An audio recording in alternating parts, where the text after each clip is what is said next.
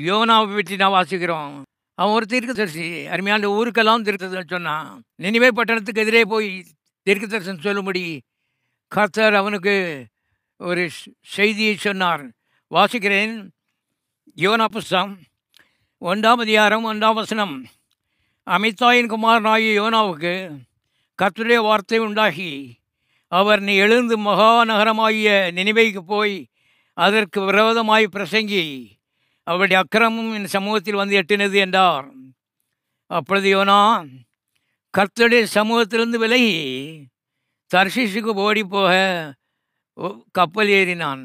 யோசித்து பாருங்களேன், இவன் இருக்க ஊர்லேருந்து தர்ஷீஷுக்கு ஓடிட்டாப்புல கர்த்தருக்கு தெரியாதா? கண்டுக்குருடா.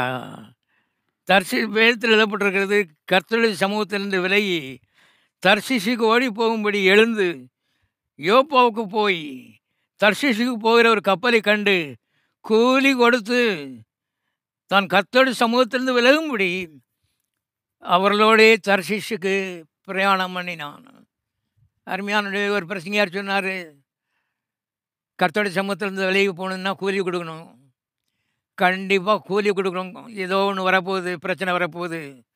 ஆகவே கர்த்தருடைய சமூகம் என்பது அருமையானவர்களே, அவர் வானத்திலும் இருக்கிறார், பூமியிலும் இருக்கிறார், சர்வ உலகத்திலும் இருக்கிறார். அவர் இல்லாத இடம் எதுவும் இல்லை. எங்கே ஓடினாலும் அவர் அங்கே இருக்கிறார். சிலர் இன்றைக்கு ஓடி ஓடி ஓடி களைச்சி போயிருக்கீங்க. இன்றைக்கு கர்த்தர் சொல்றார், ஓடாத கிட்ட வா, எட்ட ஓடாத கிட்ட வா, நான் காத்து இருக்கிறேன். வருத்தப்பட்டு பாரம் சுமக்கிறவர்களே, நீங்கள் எல்லோரும் என்னிடத்தில் வாருங்கள், நான் உங்களுக்கு இளைப்பாறுதல் தருவேன் என்று கர்த்தர் அழைக்கிறார். ஆங்கிலத்தில் எழுதப்பட்டிருக்கிறது, I will give you rest, I will give you ease. பாருங்க, இளைப்பாறுதலையும் சமாதானத்தையும் நிம்மதியும் இயேசுவின் பாதத்திலே அன்றி வேறு எங்கேயும் அருமையான பெற்றுக்கொள்ள முடியாது. தேவ சமூகத்தை விட்டு விலகி போனால் கண்டிப்பாக கூலி கொடுத்தாகணும். கூலி கொடுத்தான்னு போட்டிருக்கு. கூலி கொடுத்தான். பாருங்கள், பெருங்காற்று வந்தது, கடல் மோதி அடிக்கிறது, கப்பல் உடைய போகிற மாதிரி. கடைசியில் அவங்கெல்லாம் சேர்ந்து, அந்த அஞ்ஞானிகள்லாம் சேர்ந்து ஜெபம் பண்ணி யோனாவை தூக்கி கடலுக்குள்ளே தூக்கி போட்டாங்க. அவன் எங்கே இருந்தாலும் கேட்டிங்கன்னா கப்பலில் அடித்தட்டில் போய் படுத்திருந்தான்னு போட்டிருக்கு. மனுஷனை தேவனை விட்டு ஓடுவதற்காக, அவளுடைய சத்தத்தை கீழ்ப்படியாமல் இருப்பதற்காக என்னென்ன வித்தையெல்லாம் பண்ணுறான் பாருங்கள். தர்ஷீஷு கப்பல் ஏறினா மாத்திரம் இல்லை, அடித்தட்டில் போய் படுத்து தொங்கிட்டு இருக்கான்.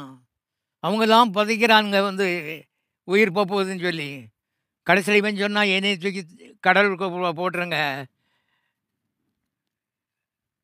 புயல் நின்றுவிடும். ஆகவே அவனை உள்ளே தூக்கி போட்டார்கள். கர்த்தர் அருமையான ஒரு பெரிய மீனை ஆயத்தம் பண்ணி வைத்திருந்தார் எழுதப்பட்டிருக்கு.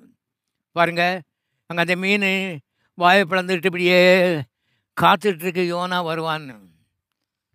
எல்லா மிருகங்களும், எல்லா பறவைகளும், எல்லா ஜீவராசிகளும் இந்த தேவனை தேவன் என்று கொஞ்சம் அறிந்து வைத்திருக்கிறது.